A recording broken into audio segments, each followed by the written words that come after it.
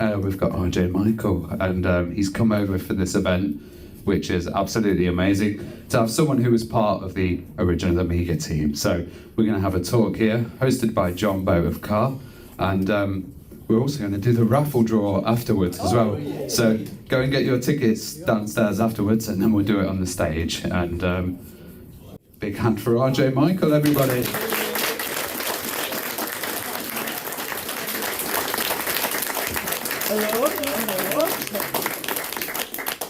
You know, RJ, you remind me so much of Guy Kawasaki. You are so joyful all the time. I mean, we've met online before. We judged an Amiga competition together, and from the first time that I met you, you're just always happy. What's the secret to your inert joyfulness? Cocaine, first thing in the morning. You know, I don't know. I don't know. I've always been like this since I was young. And anyone who knows my life story, I had a kind of a miserable childhood, but I came out of the other end of it. Instead of being miserable and cranky, crabby, unhappy person in life, I felt like I needed to not do any of that and do something better with this life. And so I refused to become that person. And life has thrown a lot of curveballs at me. There's some bad curveballs being thrown at me right this moment, in fact. But, you know, life is good, and I've always felt that having that right spirit inside was the most important thing for me to keep myself going, by having the strength and by finding the joy that I could find in every moment of life. And it's worked out well for me. That's fantastic. That's fantastic. So let's go back. I mean, I don't want to go back to your miserable childhood, because I don't want to bring that. But let's go back to your early years. Tell me about the first time that you ever encountered a computer. Okay, wait, I gotta correct that miserable childhood thing. I mean, there was some bad things, you know. I had a bad dad and stuff like that. But I had an awesome childhood, because I found in myself the spirit and the joy of making things happen.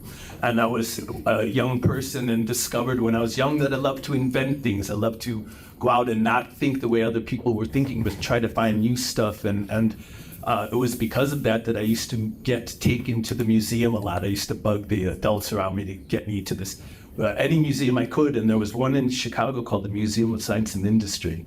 Still there. It's an incredible museum. They have a World War II German U-boat that you get to go actually into the U-boat. And it's this amazing museum. And when I was a kid, long, I must have been, I don't know, 10, 12, something like that. At the museum, they had that original Pong game. Not the Pong that you know, but the original one that wasn't Pong. It was a sort of a tennis game, a table tennis game that was played on an oscilloscope. Probably a lot of people here don't even know what an oscilloscope is anymore, but it was a piece of hardware that you could connect in, and it had not game controllers, but it had these variable pots that were nailed to a piece of wood, and you'd hold it on your lap and turn the knob to control your player on either side of the tennis game that was played on this oscilloscope. And that was it. It was a simple whoop, whoop, whoop that went back and forth over a pretend net. And that was my very first game. And I fell in love with it then. But then fast forward a few years, and now it's in television. And I'm playing in television. I'm 14 now, 13, 14. And I'm just loving the games on this in television so much that they had dinner that night, and I stayed in the basement and played on the game, and my parents were angry with me. And I went home and I couldn't sleep. And instead I got out of bed in the middle of the night and I got a sheet of graph paper. And I don't know if you remember the old Intellivision games, if you've seen them, but the pixels were like as big as your head, you know? It was like big, giant, blocky things. And they like a tank game was made up of a tank that was a 6x6 rectangle, and you just fill in some of the blocks, and it didn't look anything like a tank unless you were 14 years old, and then boy, it looked exactly like a tank to you. And I went home that night and started drawing those tanks on the graph paper to see if I could reproduce it myself. and make my own game out of that. And I was hooked back then. I knew back then that that was what was going to happen with me. Shortly after that, I started working on this tic-tac-toe playing system that I built once upon a time. It was this amazing work. It was about as big as this display here, the entire board, and it had an entire mass of electrical mechanical relays on it, and a bunch of D batteries and switches and little light bulbs that would light up to show you on the grid which had played in one of the squares. Was it an X or an O? And you flip the switches to say what move you wanted to make, and you know, you couldn't beat it. It did the logic. You couldn't possibly beat this game, but it could beat you if you made stupid moves, and it was pretty awesome. But this is me as a kid goofing around, and I didn't know anything about hardware engineering, how any of this stuff worked. I didn't know anything. If you're a mechanical engineer, you'll recognize an electrical mechanical relay. When it's powered up, it's powered all the time. It's draining power all the time, and I had like a set of D batteries that were powering the whole thing, and you get to play for half an hour, and it would exhaust the batteries on me. But it was so cool because I had implemented all of the logic for tic-tac-toe in electromechanical relays, which act sort of like transistors, like big blocky transistors, and I had implemented the whole thing, and it was this board that was 3/4 of it were this massive array of these electromechanical relays, and when you would make a move, the move that you made, the logic of it would propagate through these relays. First it would change these, and then those would change those, and then those would change those. And when you'd make a move, that machine made this sound from those relays going with, God, it was the coolest thing. I think that was the part I loved the most about this. It's not that it played tic-tac-toe, but that I got it to make such interesting sounds. So, you know, being an inventor and coming up with things like this, you know, you grew up in Chicago? Yes, sir. So Chicago was sort of the home of the original arcade industry, and it was the home of the pinball industry since time immemorial. Did you ever think about a career, you know, working for one of those companies like Bally? Well, thanks. Great question, John. Thank you.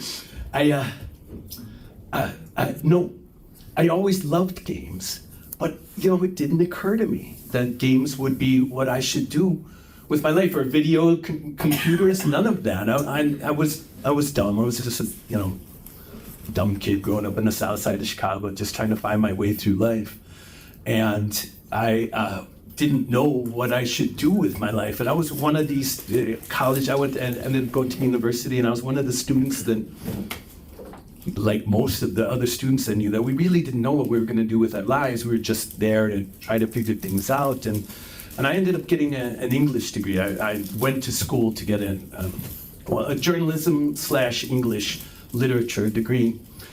And it's okay, I'm going to tell you the story. So now I'm in the university for 4 years. I'm at the verge of graduating with with an English degree. But I still haven't figured out what I want to do with my life. And I know I'm about to get this English degree, but what do you do with an English degree? I'm going to be a journalist. I'm going to write for newspapers or something like that. And that's not what I wanted. What I wanted to do was to write books. The reason I went into journalism was to learn about writing, to learn about how to compose and how to create bigger things. But then I can't figure out what I'm going to do, because you don't just pop out of university and start writing books. So I thought. Now I know you can, but I didn't think you could. And so I'm trying to figure out, what am I actually going to do with my life with an English literature degree? I went to the University of Illinois, and at the university you could sign up for a computer account. Any student at the university could ask for one of these computer accounts. And so I got one, and there was this old-timey Star Trek game. This is like really long time ago, my friends. But then it was a Star Trek game that worked on a teletype machine. We didn't even have monitors back then. And it would jump, and then show you the next position, and you'd study it, and you put in your next move. And it was a fun game, but it wasn't great. I thought it could be better. And so I learned how to program Fortran, and I wrote my own version of that Star Trek game on the computer at the university. And there was, honest to God, my friends, this is a true story. I'm sitting in the computer lab one day. I'm about to graduate, and I don't know what I'm going to do with my life. And I'm sitting there worrying, fretting. What am I going to do with my life? What am I going to do? And then I'd stop and play my game for a couple of seconds, and I'd go back to worrying, what am I going to do with my life? What am I going to do? And then I'd play my game for a few... Finally, I could do this. And it was honestly like that. And I stupidly marched right over to the English department and resigned. And then marched over to the computer science department and asked if I could join. I probably should have done those in the other order, but they let me in. And then, because it was math, not English, I ended up having to spend another 3 years at the university because I had all these other things, all the other majors and credits and things that you had to build up. And so I ended up being at university for almost 7 years in total, and it was measureless. But when I got out of that, I knew I wanted to do computer science because it was natural for me and I could do it. But again, I'm just a kid. I don't know. I'm stupid. I didn't have any real guidance. I didn't have any mentors that I could turn to. And so I got a job that was just a job. It was at an electron beam welding equipment company, and I was their first bona fide computer science in the place, and I got to run the joint. It was great. I hacked into everyone's computer, including the boss of the company, and that was really funny. It was because no one knew anything about computers, and I knew a lot, and it was great. But then after a year, I quit that job because it was just a job, and I was still looking for myself. And so I had worked for a year and a half at that job. I lived at home. I didn't have a girlfriend. I didn't have a car. I had nothing to do with that money but just shovel it into the bank.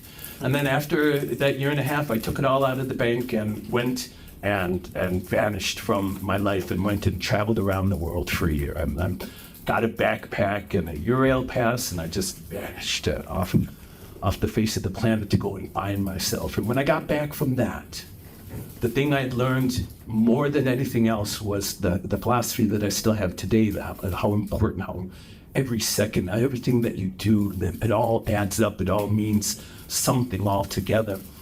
And I decided then I needed to do something significant with this thing I have, this life I have. And, well, I'm not just going to go and get just another job. I wanted something meaningful. And so trying to figure out, what do? I've got computers, I've got music, I can write books, I've got all these skills. What do I do to channel all of this into one thing? And it was computer games. Computer games was it. It covered everything. Storytelling, music, art, all of it. And so I decided I'm going to get into computer games. I went to an arcade, and I looked at all the games that were in the arcades, and the very best of them all came from this company called Williams in Chicago. And so I marched straight over to Williams and said, give me a job. I want to work at your company. And they said, get the hell out of here, kid. Because I knew nothing. I had no experience. I had nothing. But I wanted to get my way into this company. And so I tried every angle I could to get my way into this company and could not find one until finally I found the one that worked. There was a receptionist in the company, and I went and made her a deal that if she would give me a copy of the company phone list, I would take her out on the best date she ever had in her life. And she did, and by that I did too. We had a lot of fun. I was disappointed I didn't get to keep up a relationship with her, but she gave me a copy of the phone list, and I started at A. And I got all the way down to F when I found this guy, Noah Falstein, who decided I'd give this kid a break, and he hired me into Williams. That was middle 80s, early 80s. And the rest is history. He hired me into Williams, and then because of what I did at Williams, the people at Amiga heard of me and asked me to come out and join Amiga, and everything happened going forward from then. But it all sprung out of that, my desire to make something meaningful out of my life. It's wonderful. I'd like for you said the rest is history, but we'd like to hear the history. What did you do at Williams? Where you got your foot in the door? What were you in? What did you do? I'm sweating up here. So at Williams, I came in and they were working on this game. They said, they wanted me to find my place. And when I first joined, I just was goofing around for the first few days. But there was a game that was under development at the time called Sinistar. And it was getting close to being done, but it still had a lot of work to do. And they were racing against when the marketing and people with the salespeople wanted to get the unit out. Then, so they were, they asked me to join that team, to join the Sinistar team. And the Sinistar people, they were all working so hard on the underlying technology that what they were unable to do was to get around to making the fun stuff happen. All the really cool stuff, the extra sound effects, the explosion effects. Okay, that was my favorite, the explosion effects in the game. If you ever go look at this arcade game, Sinistar, anything that ever explodes in that game, that was me. You're seeing that. You're seeing my image. But,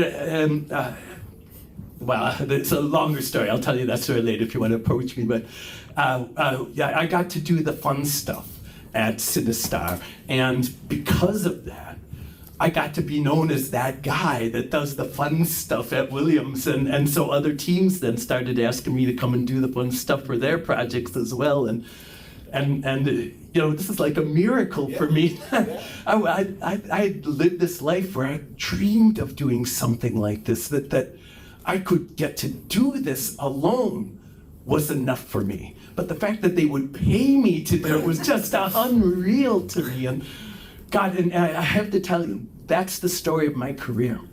I often am astonished that they're willing to pay me for this stuff, that I'm having so much fun and I get paid. I can't believe it. I like to say, and it's true, that in my entire career, I've only actually worked 2 weeks.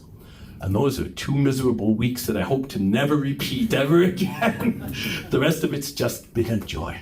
Just been an incredible joy. Even the bad stuff. Like when we almost lost Amiga. Even that stuff, I can look back at it fondly now. We did the Lynx and we lost the Lynx to Atari and they destroyed our mother company, Epix, over the whole thing. And even that doesn't hurt anymore, I wish the things that we had built had been more successful. The things that we did were technologically awesome.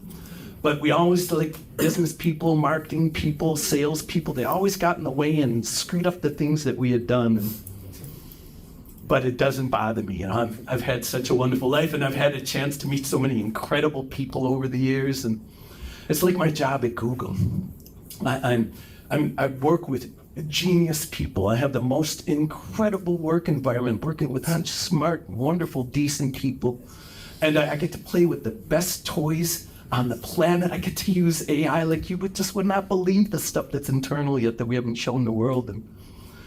And this is the story of my life. All I do is have fun every day. So let's talk about your career at Amiga. Okay, how did you transition from Chicago, Williams to, I guess, Pennsylvania, where Amiga was headquartered, right? Well, Amiga was originally in California, okay. and we didn't become Pennsylvania until Commodore bought us. Okay. But it was a California thing. And I don't know if everyone knows, but the Amiga originally was a game system that we were developing. It was a home toy that was, like another Intellivision or one of those ColecoVision. That's what it was intended to do. But then, and that's why I got invited to join Amiga, because we did the games at Williams and they were awesome games, and so they wanted to bring that energy into Amiga as well. But right then, we were like months away from being ready to ship the thing. The entire bottom dropped out of the home game industry. This is back 83, 84, and it got to the point where, like it's happening now, unfortunately, in the mobile space, people found out that they can just put junk out there and make a couple of pennies off of it. And so they did. And back in 83, it destroyed the industry. Everyone was putting any piece of junk out there, and all you needed was a plastic bag and a floppy, and you could put it in a store and try to sell it. And consumers got so frustrated with it because you never knew. There was no internet back then. You couldn't go look up, is this game good or what are the people saying about it? And you were throwing more money after money and not getting any valuable software out of it. And it destroyed the industry. And in the mid-'80s, it just completely collapsed. And we were almost done with the Amiga game system when we realized, well, there's just no market for this out there, and there's not going to be one coming anytime soon. And so we had a miracle in our back pocket. I talk about when I went and interviewed at Amiga the first time. I'm sitting up in the office with the President Dave Morris and the VP of Sales at Dorniman, and we're talking about, what does it mean? And they're persuading me as an engineer to come and join this company. And then as part of my interviewing, I go back into the hardware lab and I'm talking with the hardware guys. And the hardware guys have this block diagram up on one of the chairs that they refer to. It shows the block diagram of what the Amiga computer is going to be. And in that block diagram, they've got things that I don't understand why they would be there. They've got a keyboard port in their block diagram. Like they'll be able to plug a keyboard into a game system someday? What does that mean? There's a port there for external storage. In a game system? What game system's ever going to need external storage? And that's what I say to the hardware guys. I say, game system? And they're like, oh, yeah, game system. And I go back to the VP and the president. And they, oh, sure, we're working on a game system. That's what we're doing here. But I always knew that the hardware people, and then I found out the software people as well, they always wanted it to be a real computer under the hood. But that on the outside, to the outside world, it would look like just a game system. But I mean, right from the beginning, it had a multitasking operating system. What game system has an OS like that in it? And right from the beginning, it had all these other expansion capabilities. And it was a miracle, because then the bottom dropped out of the game market and we should have gone out of business then. But we had this ace in the hole. We said, okay, let's turn it into a real computer then, and by God we did. And except the only thing that it didn't have as a real computer was a user interface. It didn't have that sort of, a workbench, a desktop that you could work with, and all the menuing and all that stuff that happens. And so that's what I did. We looked at the whole thing, and I said I could do that. I could do that for us, and I did. It took 7 months, and it was, wow. 7 months like you wouldn't believe. Many of the weeks were literal 100-hour weeks. And if you do the math, that means working and sleeping, and that's about it. And it was like that. Amiga was like that during the early days, but man, we pulled it off. They turned it into that real proper machine. I still remember the day that I saw the first prototype of that, the garage that you can put the keyboard in. My God, how cool that was and everything. And I couldn't believe that we pulled it out, but we did. We created this real honest-to-God computer, and Commodore bought it for us and had the money to actually bring it to market and everything. And the rest is history. Oops. I knew that was going to happen. That's not electric. So tell me about your inspiration for Intuition. I mean, what were you thinking about and what were you influenced by when you were putting the file system, the folder system together, things like that? So at this point, when I started seeing the user interface from the Sun Microsystems, they had incredible machines. It was people wonder about what it was like to be bought by Commodore, and man, it was just amazing to be bought by Commodore. They, in the first place, made the choice to not disturb the Amiga team at all. They were going to leave it completely untouched, except they took the boss out and they put their own boss in place. But otherwise, they didn't touch the team at all. They wanted us to continue to be as a working unit as we had been all along. But they didn't want us to suffer under the great restrictions that we had. We had, if anyone knows what a Sage computer is from back in the 80s, it's a little tiny 2-cylinder engine thing that it was supposed to support 4 users at the same time. I don't know if it could have done 4 at the same time, I'm not sure.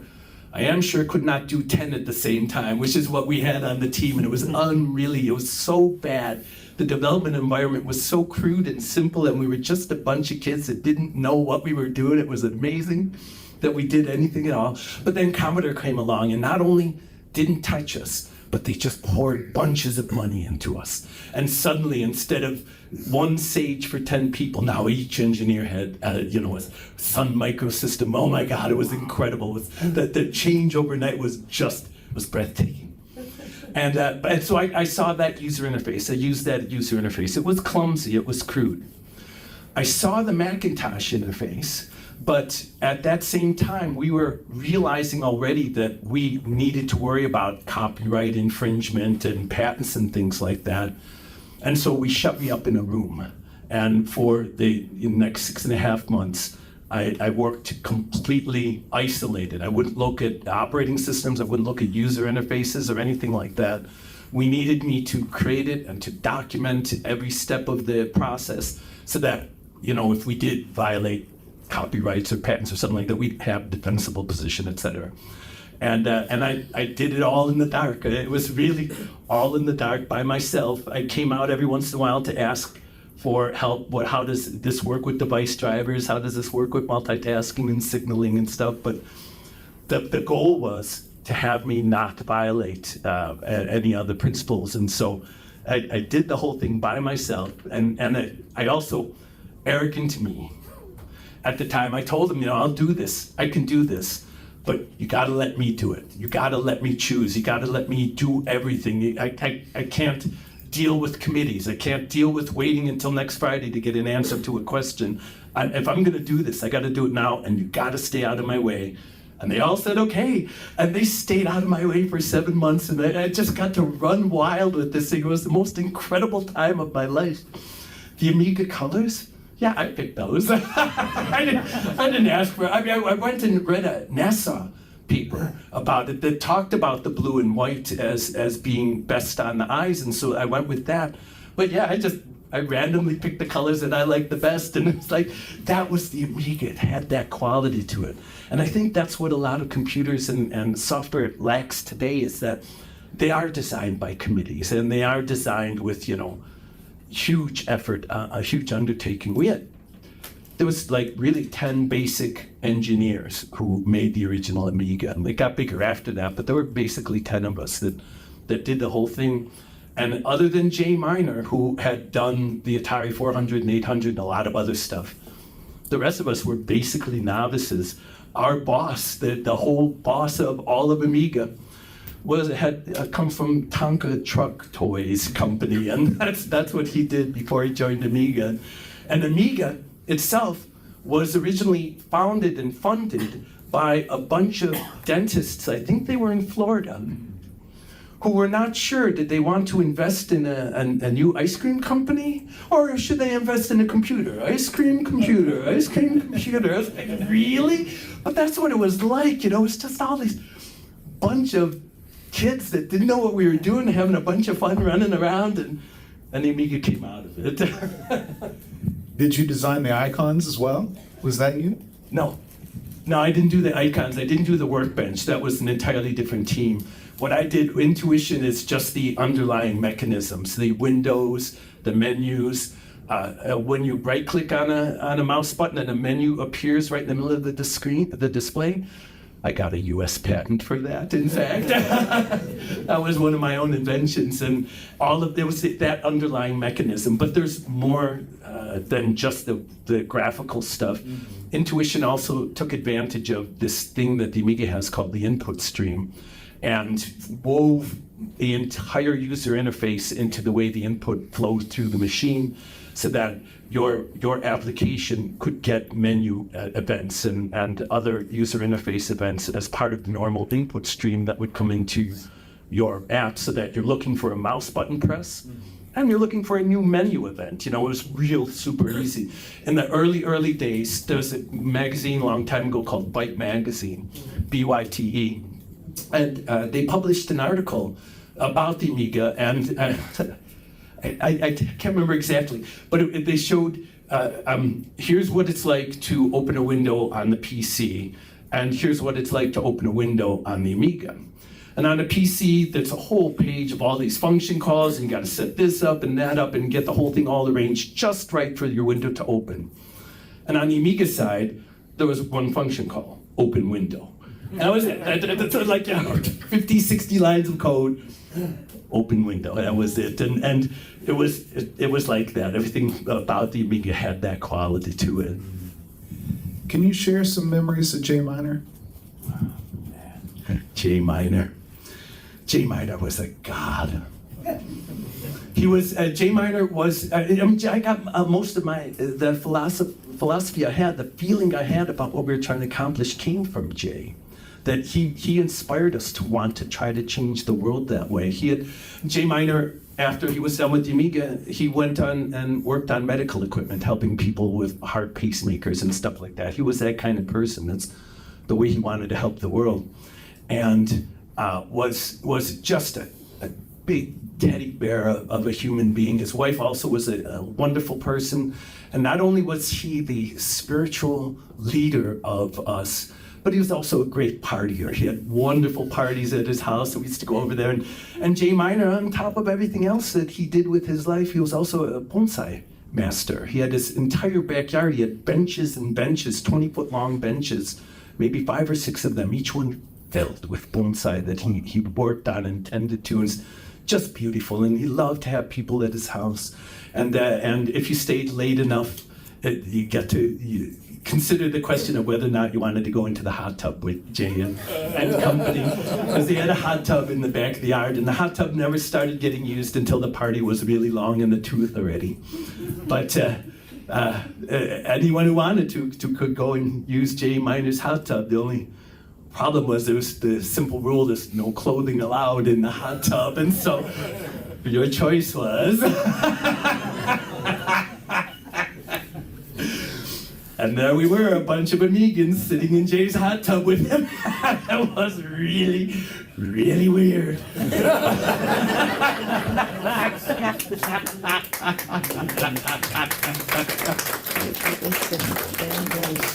But that was the kind of company it was, and that's the kind of people we were.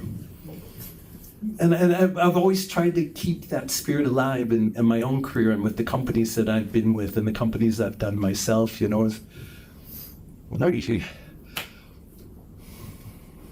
I have a fundamental rule about life. You have to have a happy life. If you're not having a happy life, then you got to change things so that you do have a happy life. And I don't know what it means for you to change. You might even have to change your definition of happy. But you can't go through life not feeling fulfilled, not feeling happy. You've got to find a way to do something like that for yourself. And I've not only has that been my own guiding principle, but every company that I've ever done, that's been our rule. Happiness first, joy, fulfillment first. Everything else comes later. And I found, like the money, comes later. If people are happy enough, they're really motivated, and they really want to do things, and if you really cut them loose and let them become heroes on their own, people will do incredible things for companies that we're working on a thing together. And like I said at Amiga, I'm sure half the company didn't follow some sort of spiritual quest like the rest of us had, but enough of us had that spirit, had that drive, would not give up on it. Didn't give up on it even when Commodore got us, and it would have been real easy to just sink into the money and forget about it. But people wanted that machine to become this thing that would inspire people around the world and put powerful technology at a low cost into everyone's hands. And we didn't think it would end up being as successful as it was. We didn't know it would go as far as it would. And that's this whole video editing thing that Amiga did in the beginning, we never even saw that coming. That was just Tim Jennison and the other people that did the video work in the beginning. They invented that whole thing on top of the Amiga and turned the Amiga into something brand new that we didn't even anticipate. It was like that. The whole industry was like that back then. I don't know what it's like now in the game development environment, but back then it was just a joy to be a game developer. And no one did it for the money. you did it for the fun, for the pleasure, maybe for the fame a little bit. Some people did it, but no one expected to get rich off of that stuff. You know, I went to Amiga thinking maybe, and I made only about $25,000 altogether from Amiga, from the stock and stuff like that. So it wasn't like going to change my life or anything, but it didn't matter because we weren't trying to do it for that. We were just trying to do it for the fun, and boy, we had a lot of fun. I bet you got a lot of credit for being the voice of Sinistar, though. So, talk to me about your decision to leave Amiga. Well, I wasn't. It's not clear that I was the voice of Sinistar, by the way. We had a professional actor come in and do a lot of the voice work, and we had this one guy that worked at Williams who was our sound expert. He was our audio expert. He did all the mixing and was working with the actor's voice and did all this, editing work with it. And he was a great audio technician, but he was also a serious high monster. And the two of us just get high late at night and then go back to his office and goof around with the audio equipment and mess around with things. And we listened to the recording of this person that we had hired as a voice talent. And it was interesting, but I thought I could do better. So the two of us just goofed around at night. We recorded me and roaring and stuff like that. And to this day now, I don't think anyone can prove which part is mine and which part is that original actor's. It's all kind of all blurred together in there, but at least some of that sounds are mine. Okay, sorry, I forgot your question. Talk to me about why you decided. Why I decided to leave. Well, interestingly, so Dave Morse was the boss of Amiga. He was the president of Amiga. And then I went on to do the Lynx, the Atari Lynx with Dave Morse and Dave Needle, my hardware half. And then we did the 3DO together, the three of us. Dave Morse was like our fearless leader guy. And he was that kind of person. He was smart, wise about money, about the industry and things. He was a great mentor for me. And later on in my Amiga years, when I went out and took him out to dinner one night, he said to me, you could make a whole lot more for yourself if you left Commodore and became a contractor for Commodore, because, he said, if you left and said you're available for contracting, they'll hire you back right away. And so I left and they hired me back right away at double the salary because now I'm a contractor. Ooh, fancy. But it's because he gave me the advice to do it. And it was some of the best advice I ever got, because then I got to go and see the real world. When you're working at a company like Amiga, you're only mostly seeing what's happening inside. But then I went out and joined the actual game development community and found out what was going on out there and had a chance to really explore the space and learn about it. And it was about a year after that Morse and Needle and I got together and decided to do the Atari Lynx, and so my free running days as an Amiga developer were over. But when we did the Lynx, we developed the development environment for the Lynx was on an Amiga. And everyone had Amiga 2000s because of all the tools that we needed to use. And it wasn't just for the hardware and software development, audio, everything was on Amigas. It was one of my great moments in life. I don't know if there are any big Atari fans here. Sorry if this hurts you, but Atari tried to buy the Amiga computer, tried to buy the company.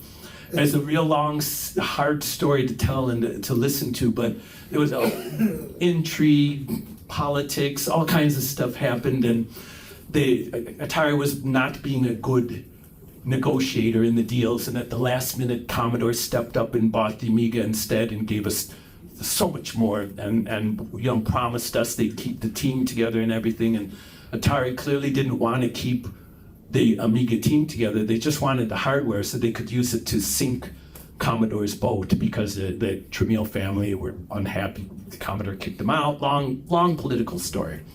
But the Amiga, instead of going down at that time with all of them, shoot, I lost my place. That's okay. So you were talking about the Lynx. Yeah, but and then I'm sorry. I'm sorry too. I lost my place in my answer. So you were leaving Amiga. You came back as a contractor, but then Oh, that's right, the contractor thing. Yeah. I started with the contractor. So I left and I came back right away as a contractor, and they hired me, and I went off and I worked in Germany for 6 months, and had an incredible experience there, and learned about everything that there was to know about actually using the Amiga from the outside. And I finally got to become a real honest-to-God developer that wasn't on the inside, but get to be one of those people on the outside that gripes at the developers and tell them everything that's wrong and why we hate it so much. And except I couldn't really do that, but it became this just amazing year and a half for me, where I got to just explore and be a user of this thing that we had made.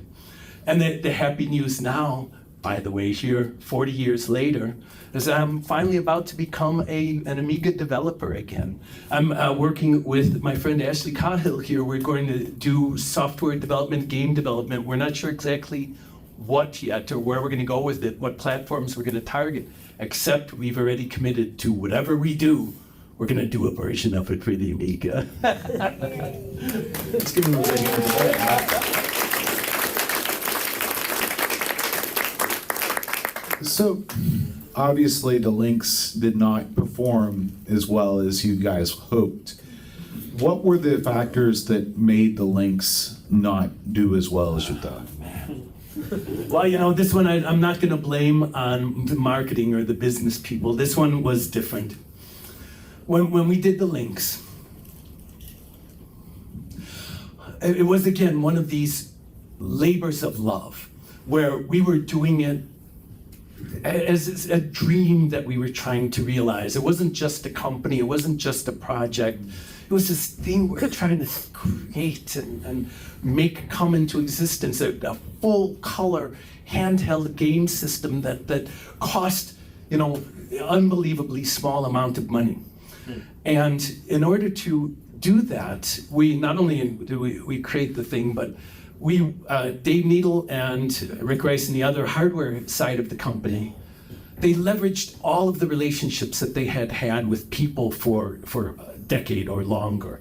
Their connections over in Asia to get manufacturing done at the lowest possible cost. They used their vendors and got the vendor to squeeze a tenth of a penny off of the cost of a screw, because they were friends and because they were able to leverage this. And with all of the work that we did, we were able to make the Lynx originally, the one that we had designed, was going to be able to sell for $99. It was going to be able to break the $100 price point, which was huge. It's still huge today, but back then it was the $100 mark was this unbelievable barrier. If you could sell it for $99.99, it meant so much more than selling it for $100. And so they, they put all of that effort into reducing the cost of the hardware. Meanwhile, I had been in the industry now for a bunch of years, and I had friends in all of the companies. During Amiga days, we developed such incredible friendships with the people all around the industry, especially the game people, but not just them, all of them. And we had these fantastic relationships where we worked out all these deals with all these software companies, and the Lynx was going to sell. It was going to launch at less than $100, and we were going to have at least 50 software titles available for it at launch, because everyone loved the machine. Everyone wanted to develop for the machine. They were all behind it with everything that they had. And it was going to be a huge success. And then, for a long, sad story, Epix didn't have the money to bring the product out to market, and they had to find a partner. And they announced to Dave and me one day that they were going to select Atari as the partner that they would develop the Lynx with. And Dave and I said, oh no, you're not going to use Atari because they're going to screw you. They're going to drive you out of business, and you won't have the Lynx, and you won't have your company anymore, and just don't do it. And Epic's lawyer said, yeah, we're not worried about Atari. We can handle this, and they're smoking their big cigars. No, not a big deal. And so and Dave Needle and I said, if you sell it to Atari, we're quitting. And they sold it to Atari, and so we quit. We quit a week before they sold it to Atari. And then we turned around and started doing the 3DO a month later. But it was tragic for us that they were going to sell it to this company because they were known to be bad guys to us because of everything that had happened with the Amiga. We knew what kind of players they were. We knew they were going to screw, we've seen, not only did we see, I had friends across the country who had been shafted out of their payments from Atari. This one once got paid, except it was a check drawn from the Bank of Romania or something like that, and it took 3 weeks for the check to process. It was like that. They were those kinds of players, and we just didn't want to have anything to do with it. They sold it to Atari anyway. And then Atari went to the hardware vendors in Asia and said, well, you're giving them that deal, give us that same deal. And those vendors in Asia said, yeah, we remember when you screwed us last year. So no, not only no price break, but we want the cash up front this time. And all the software developers, friends of mine, they all said, oh yeah, we remember when you screwed us last year. We're not going to have anything to do with this. And so they all gave up on the Amiga. I mean, we had Electronic Arts, we had everyone. Activision was behind it, and they all said, nope, we're just not going to touch it if it's associated with them.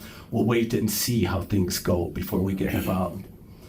And so it went from $99 and at least 50 titles available for launch to $149 is the best they could sell it for. And they had like 8 titles available at launch, and 6 of the 8 were the ones that we had developed when we were working on the machine itself. And so it turned into a disaster. The Game Boy was $99, and even though it only had 3 colors of gray, it had the price, and everyone knew back then that's what was going to make the difference. Not the power, not the color, any of that wasn't going to matter as much as the price. And that's what we were driving for, and that's what Atari lost, and I believe that's why the Lynx was not successful.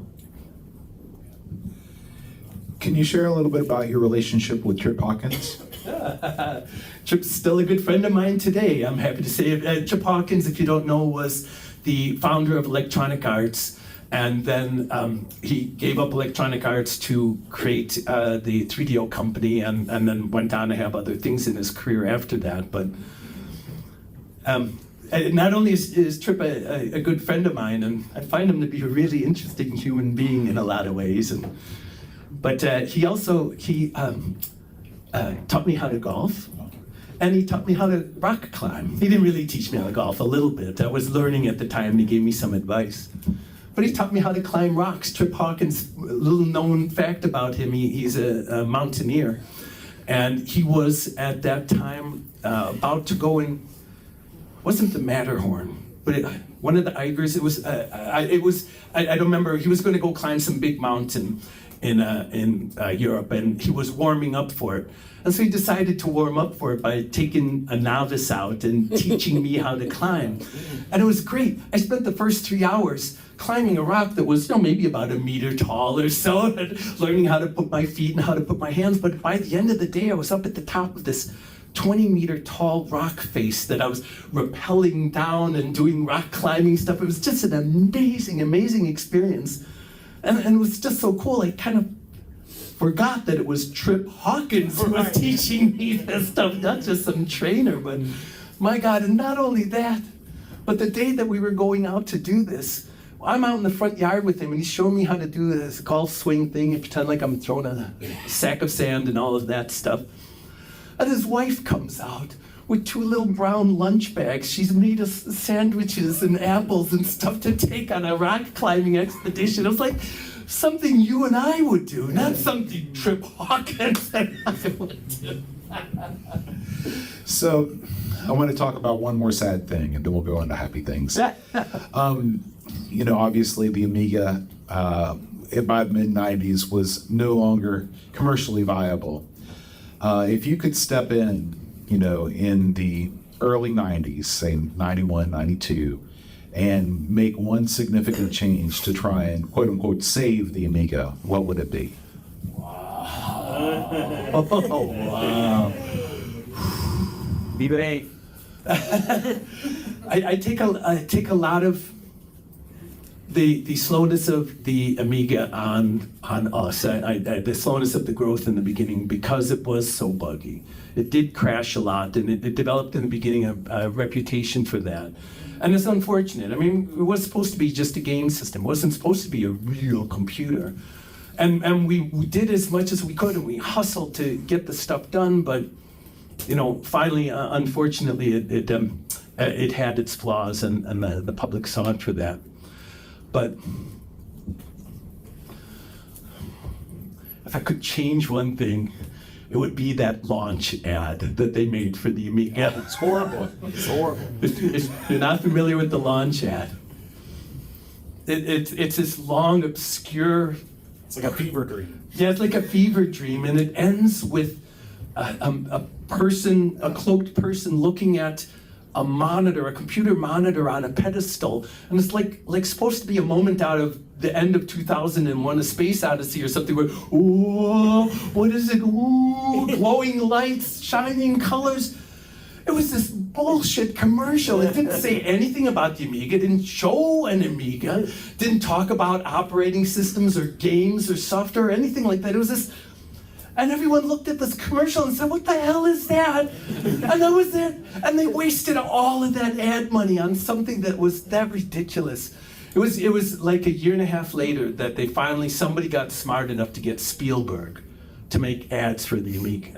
And those ads were amazing. Those were incredible ads. And if they had done that from the beginning, the Amiga would have done so much better. But it just barely survived in the beginning because it was not advertised well enough. It was not marketed well enough. Now, here in the UK, that didn't matter. It took off here. People just loved it for what it was.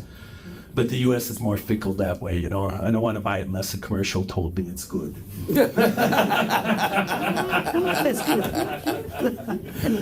So, moving on to happier subjects. So, how would you, wrap up your time from the end of the links when you guys quit before the Atari sale to now? What have you been up to? Whoa. We're running out of time, so we gotta... So that was what, 89? Let's see, what have I been doing since 89? The last 40 years, what have you been up to? No pressure. Well, let's see, there's a 3DO. I worked as a chief architect in Helsinki for a year and a half. I lived in Amsterdam for a year and a half and wrote my book finally. I wrote my first book. And then I helped do the PS3 operating system at Sony. And now I've been at Google for the last 12, 13 years, whatever it's been. And 11 of those, 12 now, have been in the research department of Google, working on the language model stuff that we use today.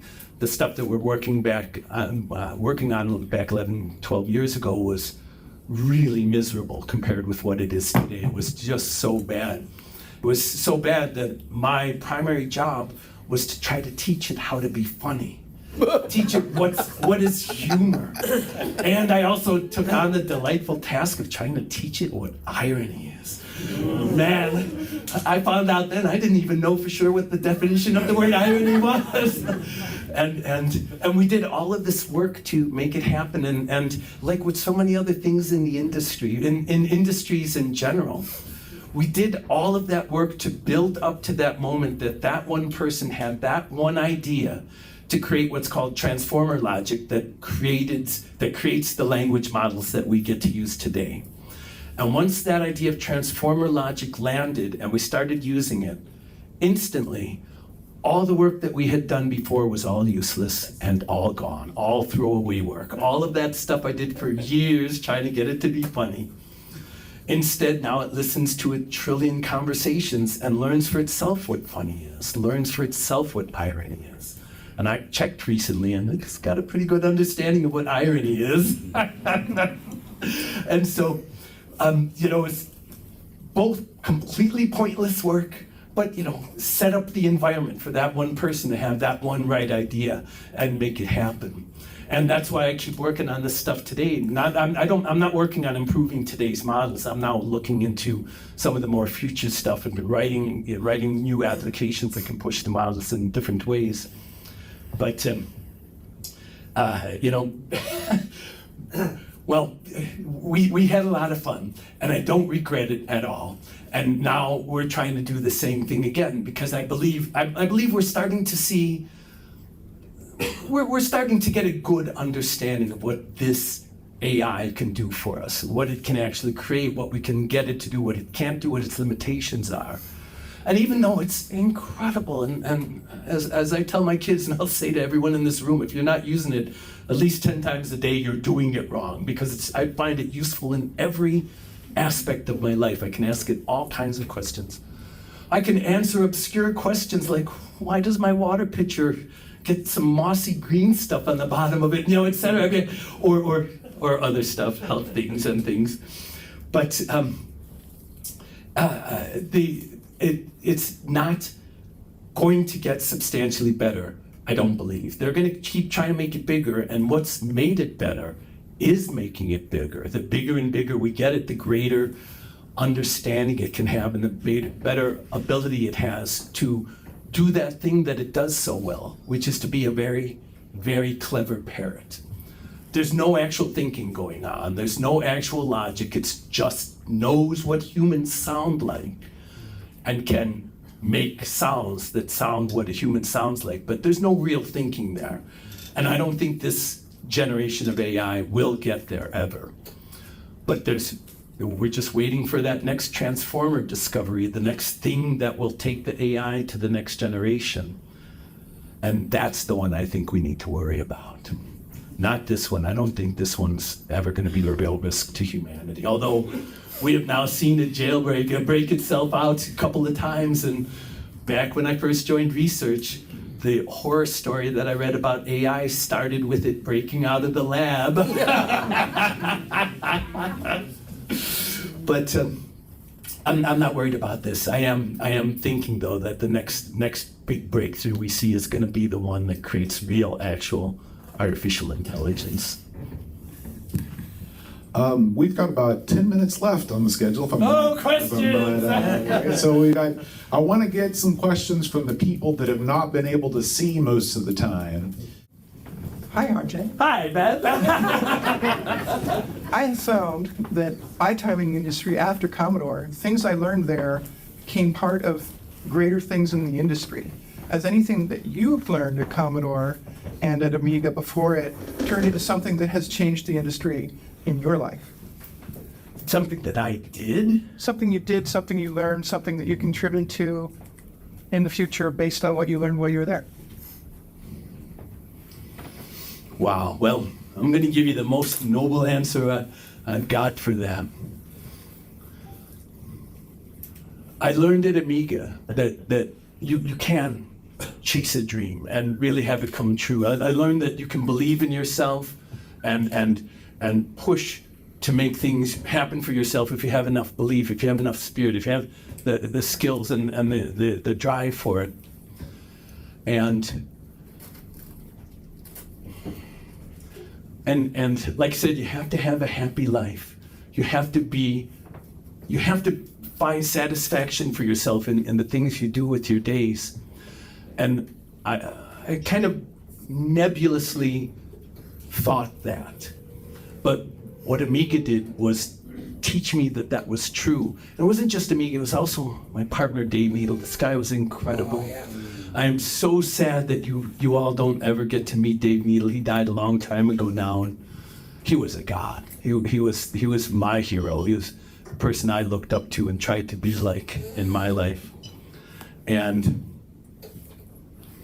that I have found that message works really well with people, that if you can look into your own heart and find your happiness, that you'll be a better person and a more productive person. And I learned that lesson, and I've been preaching that lesson ever since to everyone I meet, because I think it's so valuable. I think it's so important.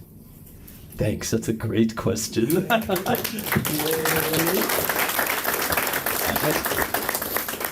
Out of all the original Amiga guys, there's not so much written about Dave Morse. I've never seen many pictures of him, very little articles. Could you just explain what he did for Amiga and how he helped launch it? Because he doesn't seem to be that much interviewed or anything like that. What was it about Dave Morse that helped Amiga become successful? Dave Morse was really awesome. Not much is written about him because he didn't want it. He kept real private. He wouldn't do interviews, and when he did interviews, it was just to talk about the technology. He never let it get real personal. It was not that kind of thing for him. He wanted it to just be a business to the outside world. And also on the inside, he was more of the practical businessman rather than the visionary dreamer type that we were. And that worked very well for us, because then we got to be the long-haired, crazy, hippie engineers inventing stuff. And then the boss would be sensible and, and guide us and stuff like that. And even better than that, he was a double E. Dave Morse was an electrical engineer from the university, who then went on to do business development and became a business person. And when the investors got together and decided they wanted to create a new computer company, they went to Jay Miner and talked Jay Miner into being the hardware half of it. But then they went to Dave Morse, who was at the time, he was a vice president at Tonka Toys. They make these metal trucks and really awesome products. And he was not in the game industry, not in computers or anything like that. He just was invited to do the job. And he came in and he did that job. He was purely a businessman. Dave Morse was not the touchy-feely type that the rest of us were. We found out years later, well, he really was a lot like that with his family and with his more local people. He affected a more stern sort of business quality to himself when he was working. But he turned out to be a real wonderful guy. He had a scar under his chin here that he would never explain to us, and it was something seriously embarrassing to him. And we tried real hard to get him to say he wouldn't, and so we were working on his wife, and we were bribing his wife in various ways to get it out of her when the guy died, and that whole thing. Oh, it's too bad. But he was our boss for 3 major companies, and Dave, Neil, and I kept going back to him because he was so good at it. But because he was a double E in the beginning, he was not just a boss, but we could turn to him for advice or for a decision about engineering issues. How much RAM should we put in? What are we looking at, this bus or that? Which processor should we use in the 3DO? Dave Morse was heavily involved in the discussion about which processor should we use. Part of it was financial, but part of it was, operating characteristics and things like that. And he was hip to all of that, and so was so valuable that way. But he was always that kind of hard-headed businessman that ran the thing and didn't want to get involved in a lot of the other more personal details of the company. And that worked out really well for us in the long run. I'm sorry. We're out of time? We are officially out of time. Oh, no. But the conversation can continue downstairs. Are you willing to answer some more people's questions down there? I am, except I wanted to hear Tony and Stu. Oh, okay. No. I can talk to Tony and Stu. Well, like I said, I'm sorry that we've got to get ready for our next interviewers. But RJ, you know how he is. He's always happy to talk. And so let's give him a big hand.